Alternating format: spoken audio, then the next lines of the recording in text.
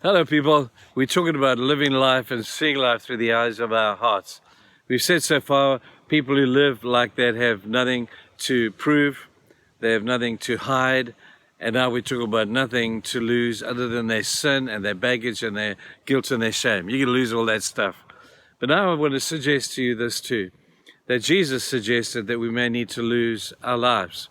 He says you may need to offer yourself, your ego, your vision, your purpose. You may need to lose that in order to follow him.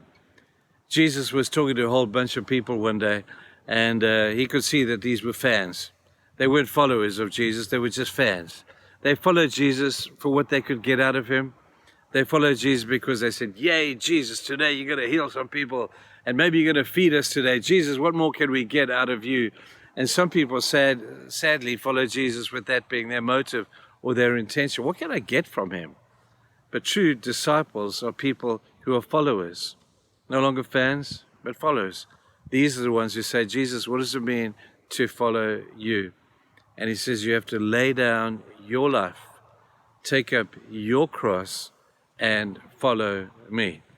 You see, we have to lose our lives to take on his purpose, to take on his vision and his motives and everything for our lives. When we start to live like that, that means we've become followers of Christ. A disciple is an imitator. He's one who's, like I heard this last week, he's an apprentice to Jesus. He looks at Jesus and says, Jesus, I want to do what you did. Jesus, I want to talk like you talked. Jesus, I want to value people the way that you did. And we collect the dust of the one who disciples us when we walk closely to him. And Jesus says, if you want to be my disciple, that's very cool. But are you willing to pay the price? If you hold on to your life, you could well lose it.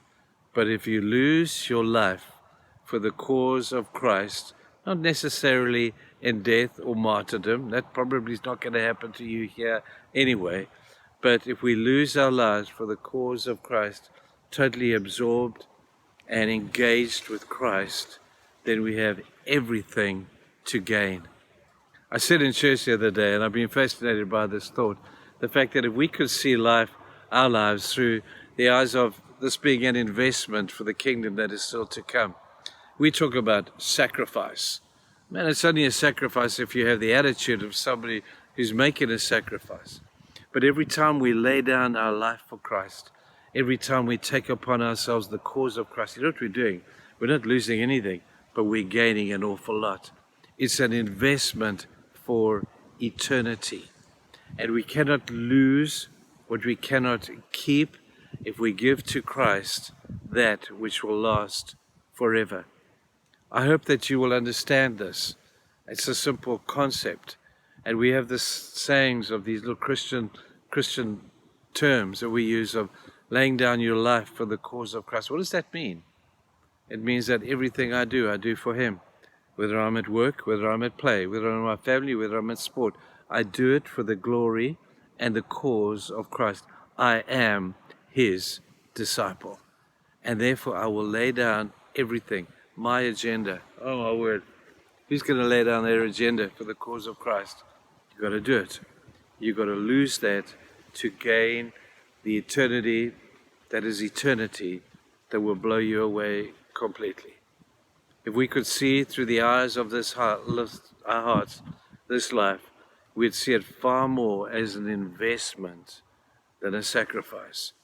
And we would invest with great joy because of that which is still to come and the blessing of God that every one of us so desires.